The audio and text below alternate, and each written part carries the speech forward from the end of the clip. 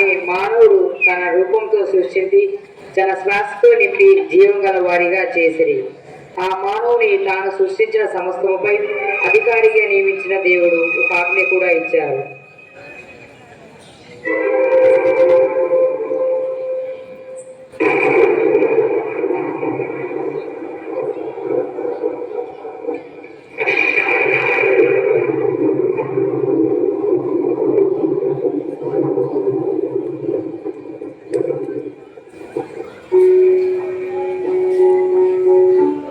కానీ మానవుడు ఈ ప్రేమ ఆజ్ఞను ధిక్కరించి దేవునికి దూరం అయ్యేలాగా చేసిరి. ఆయన ఆజ్ఞని మీ దూరమైన మానవుని దేవుడు ఒంటరిగా విడిచిపెట్టలేదు. మానవుని రక్షించేందుకు ఒక ఉత్తమైన మార్గం ఎన్నుకున్నారు. అదే రక్షణ మార్గం. ఆ దేవుని ప్రేమే మానవ రూపం దాల్చడం, ఆ దేవుడే మానవుడై ఈ లోకంలో ఉద్భవించడం. మానవాడి చరిత్రలోని అత్యంత ఘట్టం శ్రీ యేసుక్రీస్తు జననం. చరిత్రగతిని మార్చిన పరమ పవిత్ర మూర్తి ఆగమనం. సకలాన్ని సృష్టించి దేవుడు సర్వోన్నతమైన స్వర్గ సింహాసనాన్ని వీడి మానవ రూపం ధరించి నవశకానికి నాంది పలికిన అపూర్వ కథనం. దేవతనైన రూపధారణం, ప్రేమకు ఎల్లలు లేవు అని, కరుణకు కొలత రావని, దేవునికి అసాధ్యమైనది ఏదీ లేదని జగతికి తెలిపిన లోకరక్షకుని మహిమానితి జననం. ఆ దైవతనను రాక కోసం యేసేపుతో నిశ్చార్థం చేయబడిన మరియా అనే కన్యకు తన యొక్క రక్షణ సాధనంగా ఎన్నుకున్నారు. పరమపావన కన్య ప్రభు రకకై ప్రార్థించే వేళ దేవునిచే పంపించబడిన గాబ్రియేలు దూత ఆ దేవుని యొక్క శుభ సందేశంను మరియమ్మకు తెలిపాను.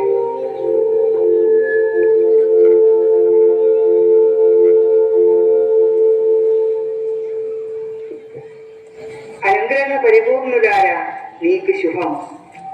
ఏలిన వారు నీతో ఉన్నారు. మరియమ్మ, భయపడకు, నీవు దేవుని అనుగ్రహం పొంది ఉన్నావు. ఇదిగో, నీవు గర్భం ధరించి కుమారుని కనదవు. మా శిశువునకు యేసు అని పేరు పెట్టుము. ఆయన మహనీయుడై మహోన్నతుని కుమారుడు అని పిలువబడును. ప్రభువు దేవుడు తండ్రి అయిన దావీదు సింహాసనమును ఆయనకు ఇచ్చును. ఆయన సర్వదా యాకోబు వంశీయులను పరిపాలించును. ఆయన రాజ్యమునకు అంతమే ఉండదు. నేను పురుషుని ఎరగను కదా, ఇది ఎట్లా జరుగును? పవిత్ర ఆత్మ నీపై వేచేయి. సర్వోన్నతుని శక్తి నిన్ను ఆవరించును. అందుచేత ఆ పవిత్ర శిశువు దేవుని కుమారుడు అని పిలువబడు. నీ చుట్టమకు ఎలిసబెత్తమ్మని చూడుము. ఆమెకు వయసు మళ్ళినది కదా. కొట్రాలైన ఆమె గర్భము ధరించి ఇది 6వ మాసము. ఏలైనా దేవునికి అసాధ్యమైనది ఏదీ లేదు. ఇదిగో, నేను ప్రభు దాసురాలను, నీ మాట చొప్పున నాకు జరుగునుగాక.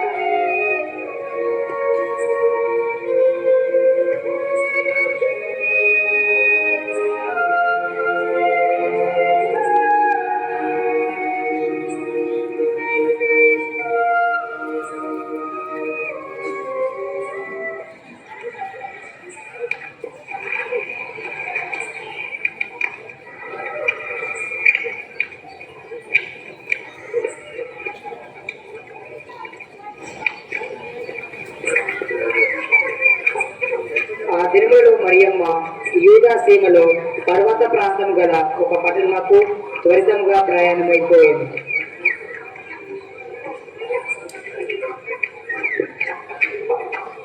అమ్మా, బాగున్నారా? బాగున్నానమ్మా. స్త్రీలందరిలో నీవు ఆశీర్వదింపబడిన దానివు, నీ గర్భఫలము ఆశీర్వదింపబడును. నా ప్రభువు తల్లి నా యొద్దకు వచ్చుట నాకు ఎలా ప్రార్థించెను? నీ వందన వచనములు నా చెవిన సోకగానే నా గర్భమందలి శిశువు ఆనందముచే గంతులు వేసెను. ప్రభు పలికిన పలుకులు నెరవేరునని విశ్వసించిన నీవెంత ధన్యురాలు.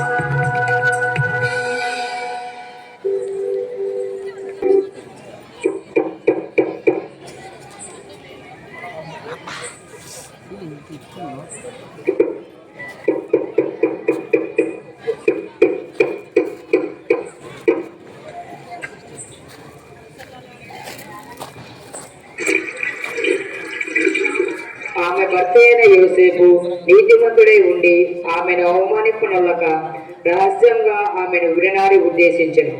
అతడు ఈ సంగతులను ఆలోచించుచుండగా ప్రభుదూత కలలో కనిపించి ఇట్లు చెప్పెను,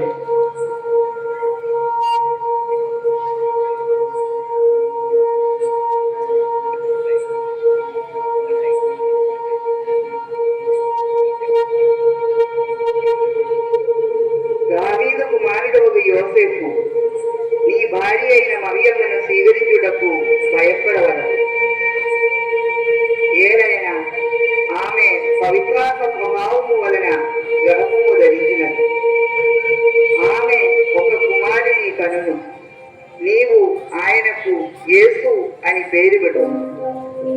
ఏలైనా ఆయన తన ప్రజలను వారి పాపముల నుండి రక్షించును.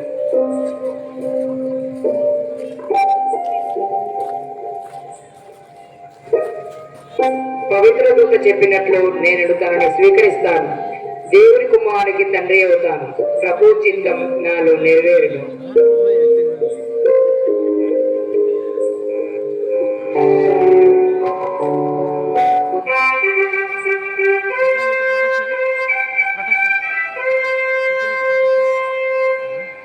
ఇందు మూలంగా యావత్ ప్రజానికి తెలియజేయమన్నది ఏమనగా, అగస్తు చక్రవర్తి తన సామ్రాజ్యమునందు జనాభా లెక్కలు సేకరించమని ఆజ్ఞ ఇచ్చెను. కావున ప్రజలంతా తమ తమ సద్గ్రామాలకు వెళ్ళి తమ పేర్లు రాపించుకోవాల్సిందిగా కోరుతున్నాము.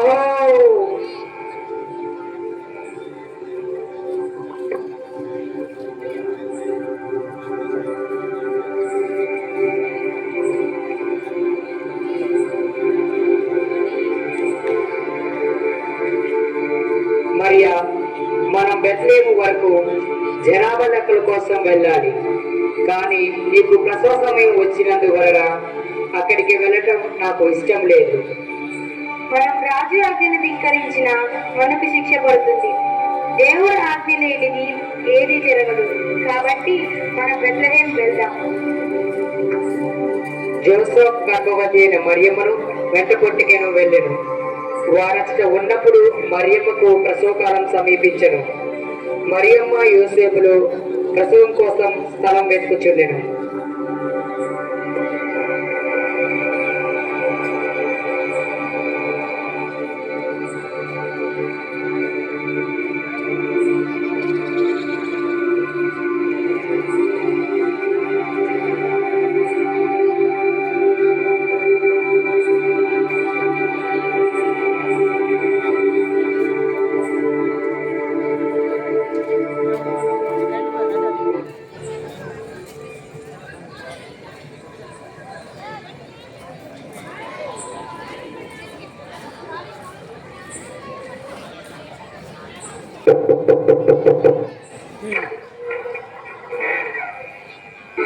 నా భార్యకు ప్రసవకాలం సమీపించినది.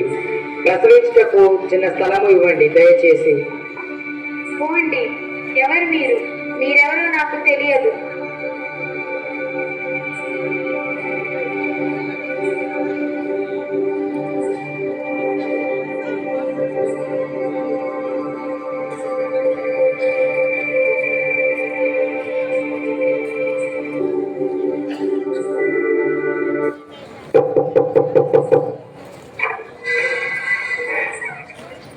దయచేసి చిన్న సత్రం ఇవ్వండి. నా భార్య ప్రసవ సమయం. దయచేసి చిన్న సత్రం ఇవ్వగలరు. ఈ రాత్రి సమయంలో ఎందుకు మీరు మమ్మల్ని ఇబ్బంది పెడుతున్నారు? వెళ్ళిపోండి.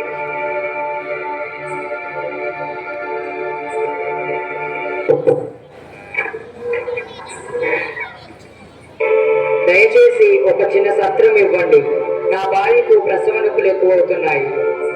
మా వద్ద సత్రం ఏమీ లేదు. కావాలంటే మీరు మా పశుల పాకలో ఉండగలరు. ధన్యవాదములు. మీకు శాంతి కలుగునుగాక. వారు ఆ పశువుల పాకలో ప్రవేశించెను. అక్కడ పశువులు గొర్రెలు కూడా ఉండెను. మరియమ్మ తన తొలిచూరు కుమారుని ప్రతిగుడ్డల్లో చుట్టి పశువుల తొట్టిలో పొరండబెట్టెను. ఏదైనా వారికి సత్రములో చోటు లేకుండెను. పొలములో గొర్రెల మందలను కాయిచుండిరి.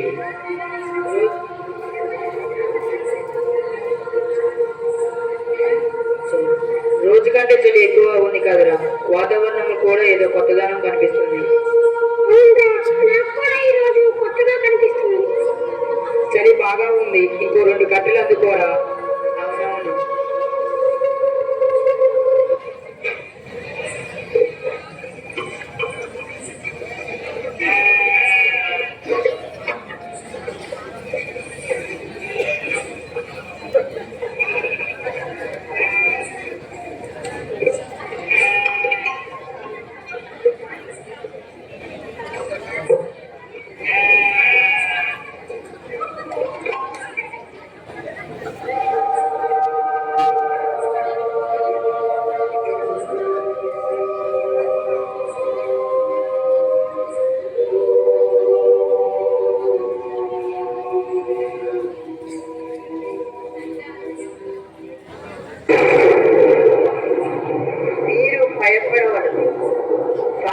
ప్రజలకు కలిగించు సమాచారము నీకు వినిపించదు.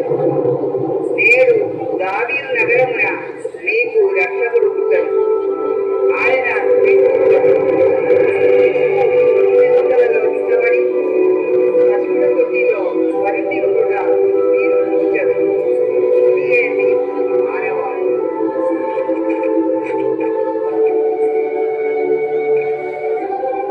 వెంటనే ఆ దేవదూతలతో పరలోక దూతల సమూహమై దేవుడిని ఇట్లా స్తుతించను. ദൈവത്തിന്റെ നേരിട്ടുള്ള സന്ദേശം, ഇത് സ്വർഗത്തിന്റെ കയ്യൊപ്പുള്ള സംഗീതം.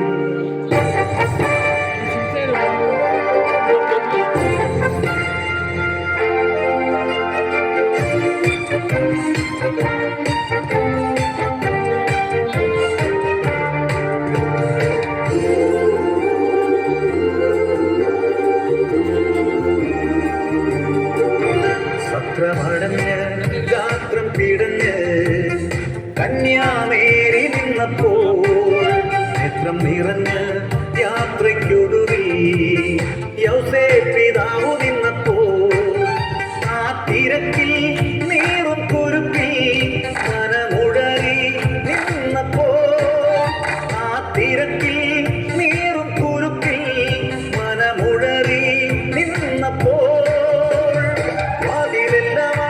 പ്പോൾ വാനം തുറന്നു, പിന്നിൽ നിന്നും മണ്ണിനൊരു തങ്ക വെളിച്ചം. വാതിലെല്ലാം അടഞ്ഞപ്പോൾ വാനം തുറന്നു, പിന്നിൽ നിന്നും മണ്ണിനൊരു തങ്ക വെളിച്ചം. പത്രമടഞ്ഞ് ഗാത്രം പിഴഞ്ഞ് കന്യാമേരി നിന്നപ്പോൾ നേത്രം നിറഞ്ഞ് യാത്രയ്ക്കൊടുവിൽ യൗസേപ്പ് പിതാവ് നിന്നപ്പോൾ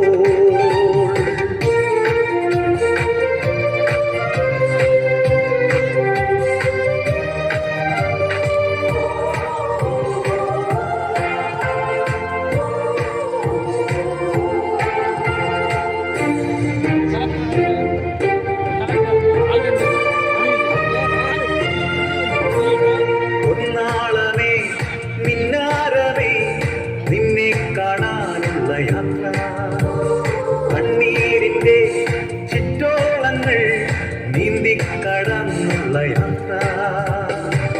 ക്ലേശമേറിയിടുമ്പോൾ കാവൽ നിന്നിടുവാൻ, ക്ലേശമേറിയിടുമ്പോൾ കാവൽ നിന്നിടുവാൻ. സാരദീപാങ്കുരം ദൈവമേകുന്നല്ലോ, ദൈവത്തിന്റെ നേരിട്ടുള്ള സന്ദേശം, ഇത് സ്വർഗത്തിന്റെ കയ്യൊപ്പുള്ള സംഗീതം. വാതിലെല്ലാം അടയുമ്പോൾ വാനം തുറക്കും, സ്വർഗമെന്ന പോലെ ഒരു പുത്തനുണർവ്. വാതിലെല്ലാം അടയുമ്പോൾ വാനം തുറക്കും, സ്വർഗമെന്ന പോലെ ഒരു പുത്തനുണർവ്. സത്രമടഞ്ഞ് ഗാത്രം പിടഞ്ഞ് കന്യാമേരി നിന്നപ്പോൾ നേത്രം നിറഞ്ഞ് യാത്രയ്ക്കൊടുവിൽ യൗസേപ്പ് പിതാവ് നിന്നപ്പോൾ.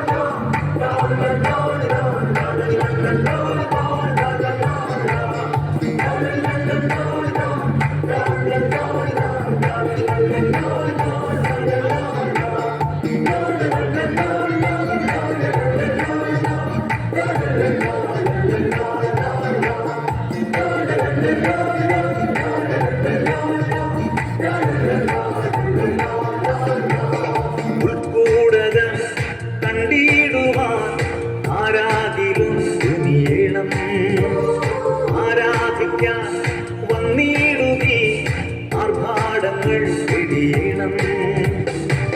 രാജചെങ്കോലിനും മേലെയല്ലോ ദൈവം, രാജചെങ്കോലിനും മേലെയല്ലോ ദൈവം. രാഗസ ജീവിതത്താൽ നാമം വാഴ്ത്തിയിടണം. ശബ്ദമടഞ്ഞിടുമ്പോഴും സന്തോഷം, പിന്നെ മിത്രമകന്നിടുമ്പോഴും സല്ലാപം. വാതിലെല്ലാം അടയുമ്പോൾ വാനം തുറക്കും, സ്വർഗമെന്ന പോലെയൊരു പുത്തനുണർന്ന്. വാതിലെല്ലാം അടയുമ്പോൾ വാനം തുറക്കും, സ്വർഗമെന്ന പോലെയൊരു പുത്തനുണർന്ന്. ശബ്ദമടഞ്ഞ് ഗാത്രം പിടഞ്ഞ് കന്യാമേരി നിന്നപ്പോൾ നേത്രം നിറഞ്ഞ് യാത്രയ്ക്കൊടുവിൽ യോസേപ്പ് പിതാവ് നിന്നപ്പോൾ ആ തിരക്കിൽ നീറും കുരുക്കിൽ മനമുഴറി നിന്നപ്പോൾ ആ തിരക്കിൽ നീറും കുരുക്കിൽ മനമുഴറി നിന്നപ്പോൾ വാതിലെല്ലാം അടഞ്ഞപ്പോൾ വാനം തുറന്നു, പിന്നിൽ നിന്നും മണ്ണിനൊരു തങ്ക വെളിച്ചം. വാതിലെല്ലാം അടയുമ്പോൾ വാനം തുറക്കും, സ്വർഗമെന്ന പോലെയൊരു പുത്തനുണർവ്. വാതിലെല്ലാം അടഞ്ഞപ്പോൾ വാനം തുറന്നു, പിന്നിൽ നിന്നും മണ്ണിനൊരു തങ്ക വെളിച്ചം. വാതിലെല്ലാം അടയുമ്പോൾ വാനം തുറക്കും, സ്വർഗമെന്ന പോലെയൊരു പുത്തനുണർവ്.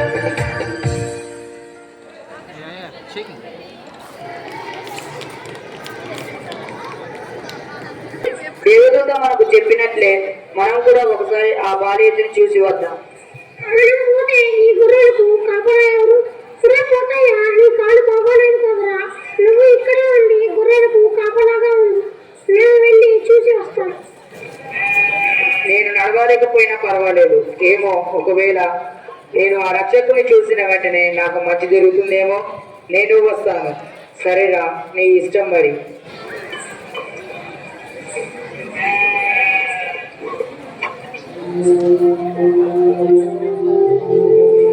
ఒరేయ్, నేను వెళ్ళి ఆ రక్షకుని చూసి వస్తాను. అబ్బా, ఎంత బాగున్నాడు, ముద్దు ముద్దుగా ఉన్నాడు. ఒరేయ్, నేను కూడా వెళ్ళి చూసి వస్తా. అబ్బా, ఎంత బాగున్నాడు, ముద్దు ముద్దుగా ఉన్నాడు, చాలా ముద్దొస్తున్నాడు. నేను ముద్దాడుతా. అబ్బా, నా కాలికి ఏదో అయిందిరా. ఒరే, కాలికి గాయం దక్కిందిరా. రండిరా, ఆడుదాం పాడుదాం, గంతులు వేద్దాం.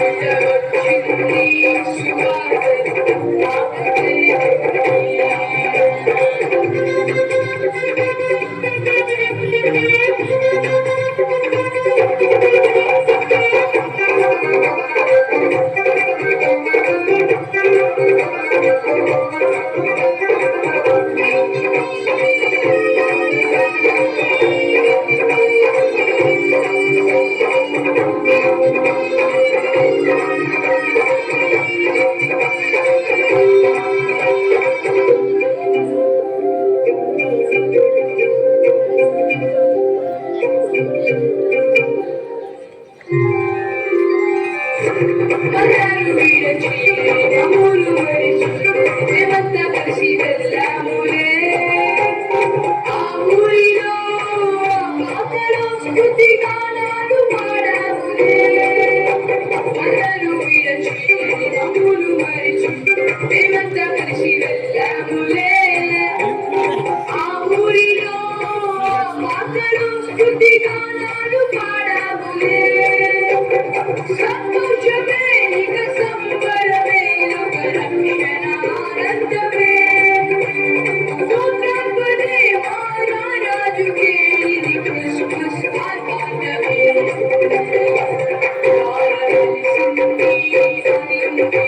ధరణి మురిసింది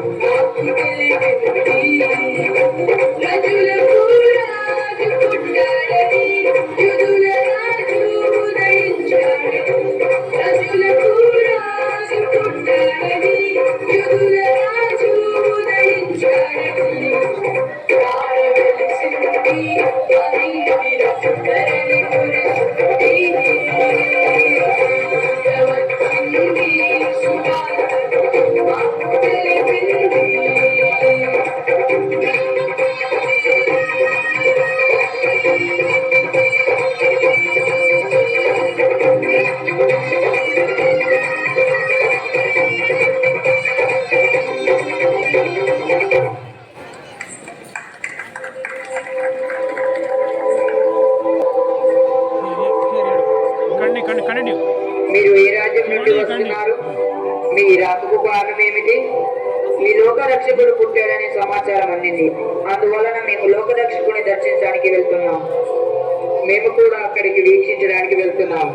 పదండి, అందరూ కలిసి ఈ లోక రక్షకుని వీక్షిద్దాం.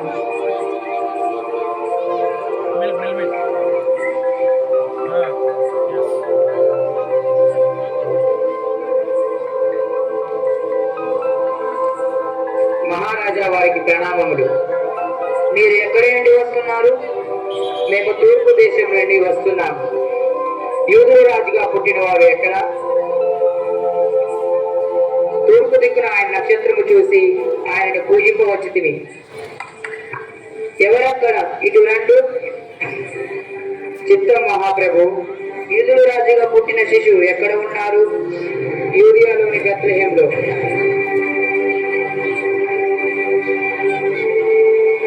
సరే, మీరు వెళ్ళి ఆ శిశు విషయంలో తెలుసుకోగానే నాకు వర్తమానం దేని.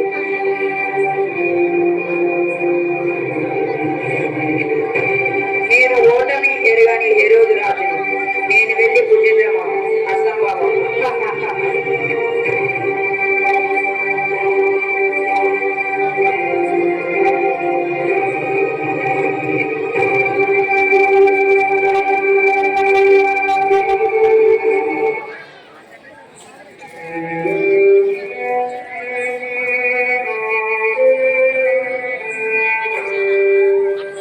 ఓ ఫాస్ట్